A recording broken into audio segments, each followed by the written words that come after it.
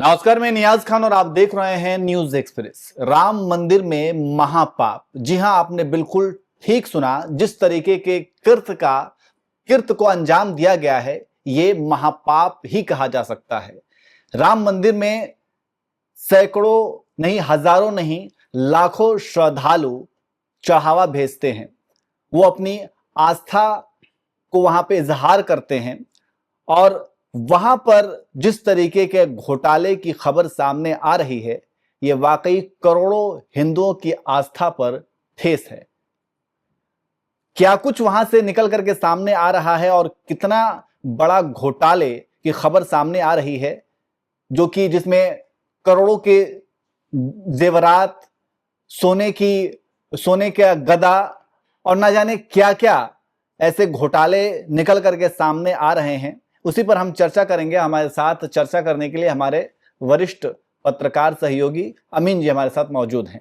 अमीन जी, ये जो पूरा मामला देखने को मिल रहा है और जिस तरीके से ये जो घोटाला, इतना बड़ा घोटाला सामने आया है, तो इसे कहीं ना कहीं उन हिंदुओं की आस्था पर एक कड़ा प्रहार माना जा रहा है, जिनकी आस्था वाकई राम मंदिर से जुड़ी हुई है।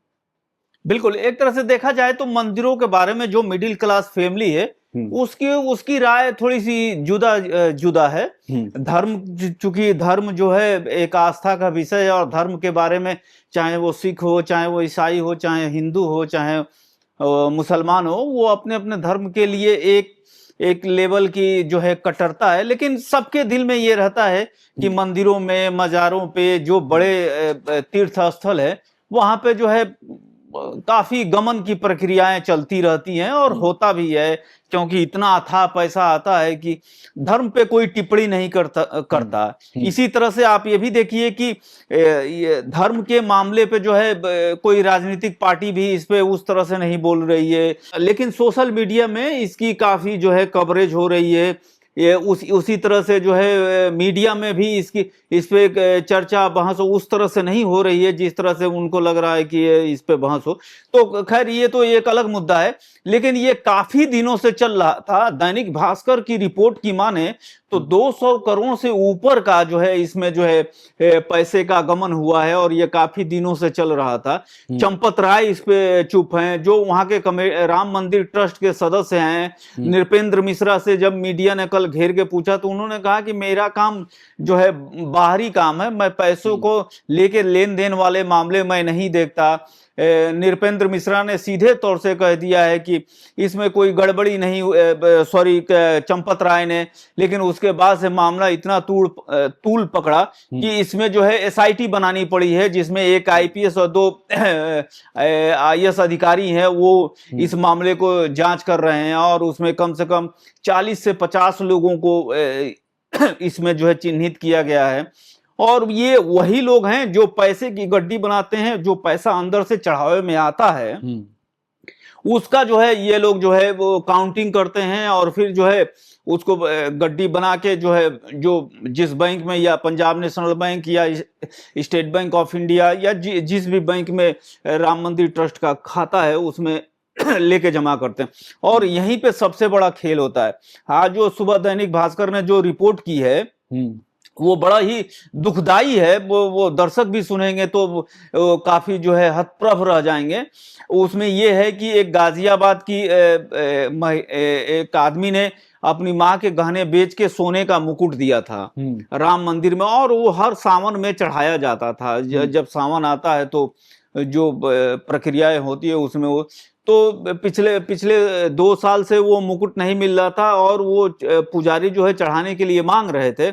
जब इस पे काफी बवेला हुआ तब जाके उस मुकुट को जो है चेकिंग हुई तो वहां के एक कर्मचारी के जो है क्या कहते हैं, आलमारी में वो मिला। तो ये मैं उदाहरण दे के ये इस बात से समझाना चाहता हूं कि आखिर वहां चल क्या रहा है। वहां से मंदिर एक आस्था का जगह है, वहां पे किस तरह के अंदर ही अंदर गोरख धंधे और कलाबाजियां और काला बाजारी हो रही है, ये एक बड़ा विषय है। और इस पे जो है मंदिर प्रशासन को, ट्रस्ट को, एक जो पूरी दुनिया भर में लोग जो है अपना आस्था के साथ जो है माथा टेकने आते हैं और अपनी जरूरत के हिसाब से उस दान पेटी में कुछ न कुछ डालते हैं। ये और उनके साथ इस तरह की भक्तों के साथ भावना और खिलवाड़ की जाएगी तो इससे ये होगा कि दिल टूटेगा और जो शक की सुई जो पहले लोगों के दिल में रहती थी उसकी बुनियाद और मजबूत हो जाएगी।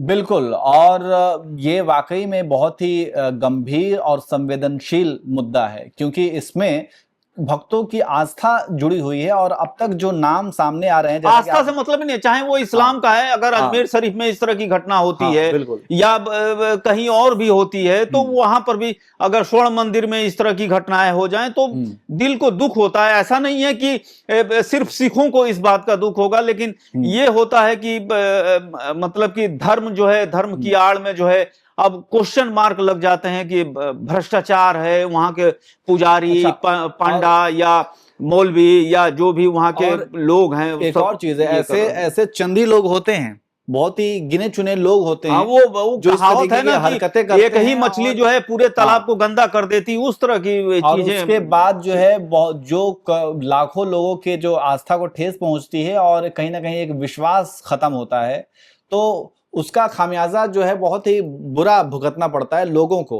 जो इस तरीके की हरकतें करते हैं। और हरकतों की वजह से उन लाखों लोगों के जो ठेस पहुंचता है और जो उनका विश्वास जो है खत्म होता है, ये वाकई बहुत ही सोचने वाली बात है। और दूसरी बात यह है कि 44 लोग जो है चढ़ावा की राशि की गिनती किया करते थे, और ये इन्हें लेकर के कहा जा रहा है कि ये बैंक से मतलब बैंक के ही कर्मचारी हुआ करते थे जो कि ये सब कुछ करते थे। तो एक तो उनके ऊपर आरोप है, दूसरा ये कि चंपत राय के ड्राइवर, उनके ऊपर भी आरोप है कि ये रातों रात जो है वो करोड़पति बन गए। तो कैसे बने वो भी इन्वेस्टिगेट किया जा रहा है। और मंदिर के कर्मचारी टिन्नू के ऊपर ये आरोप है कि उन्होंने 8 महीने का जो सीसीटीवी फुटेज है वो डिलीट कर दिया।